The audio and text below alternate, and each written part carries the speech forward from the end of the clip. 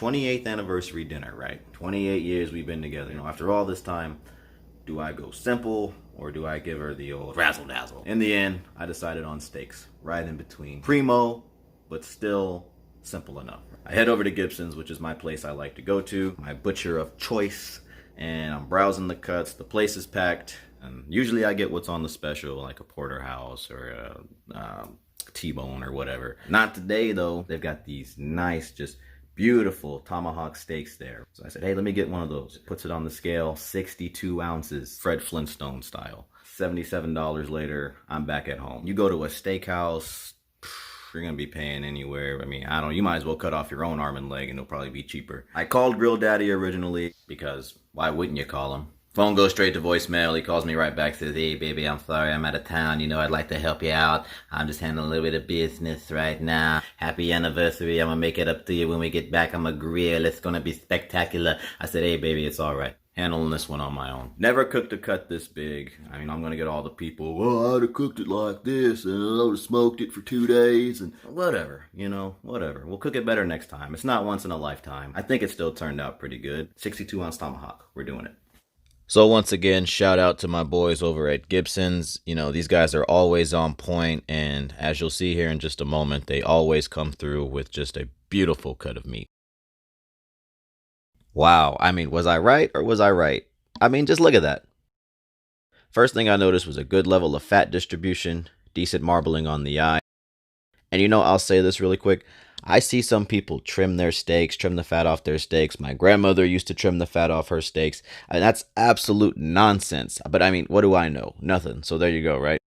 But I think you need a good level of fat on a steak because it adds flavor. Not too much fat. I mean, I'm told this steak here in particular is running at about 23%, but these things can run anywhere between 20 and 30%. So you'd better get used to it if you want to eat tomahawk.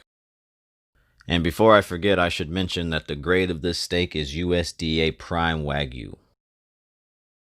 I'm adding a little bit of olive oil here for the main reason being that I always season both sides. So when I flip the steak over, anything I added won't fall off as easy. I didn't go too fancy with these seasonings, guys. Just regular kosher salt, black pepper, generous amount both sides, and she's good to go. There'll be other things added later that add flavor to it, but as far as that goes, this is it.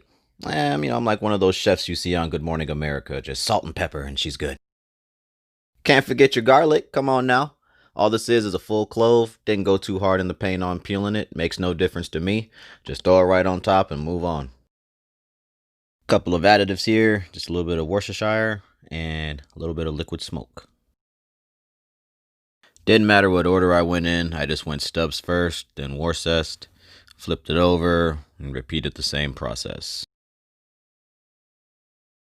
And before I flip it back over, I put a couple of garlic cloves underneath. That way, needless to say, you'll get garlic seasoning on both sides of the steak. Now, here's where I think the magic happens. I've got 4 ounces of salted butter, a full stick. I slap that down on top, and then we're going to pair that with some freshly chopped rosemary and thyme. And then that's it. The steak doesn't need anything else. It's ready to go in the box. $2.40 for 1 hour.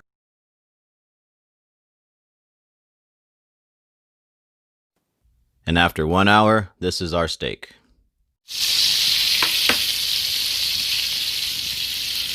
Wow. And this is where I realize I may have made a mistake somewhere. I mean, I'm looking for medium rare, 130, 135, but everywhere I probe is giving me 150, 140. The steak is way too done. All indicators pointing that it's going to be a medium steak. So that in turn drastically cuts down on how long I want to sear this steak because I don't want it to be overcooked. And again, I'm no expert. I mean, maybe I didn't have the pan hot enough or something. I'm sure someone out there will say, hey, you could have done this and the steak would have been perfectly seared and it would have come out fine on the inside. I don't know. But what I did know is I didn't want to ruin a $75 steak by trying to find out. I mean, you can see me there even checking how done it is. I'm worried about it the entire time it's on there if it's going to overcook. So I just decide to pull it off. A serving platter is literally the only thing I had big enough to hold this monstrosity. And what could go better with a steak than some red and yellows and grilled asparagus? Final look at the finished product. And just like I thought, it's cooked medium, which is decent, you can get by with. But no doubt in my mind, this thing would have been ruined had it been in there any longer. I mean, medium well was just around the corner for this thing, so I think I made the right choice. Well, ladies and gents, there you have it. You know, overall, I'd give this thing a B+. And I'll tell you why. You know, this thing was a knockout in many different ways. I mean, just the visual alone, just the giant steak sitting on your plate, it's really something. The flavor, oh, forget it. I mean, 100% A+. The rosemary, the thyme, the butter, the garlic, it all went together.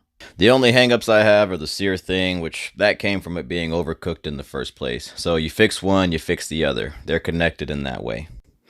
I mean, I fixed those two things and I think I've got an A+ here. But again, overall, I'm glad I did this. I had a great 28th anniversary dinner, and these things are good for any special occasion. I mean, you bust one of these out for your lady randomly one night, and don't be like me and sear your steak. You'll see what I'm talking about. As always, I appreciate the views on the content. Your boy is getting ready to sign off. I'll catch you cats down the road.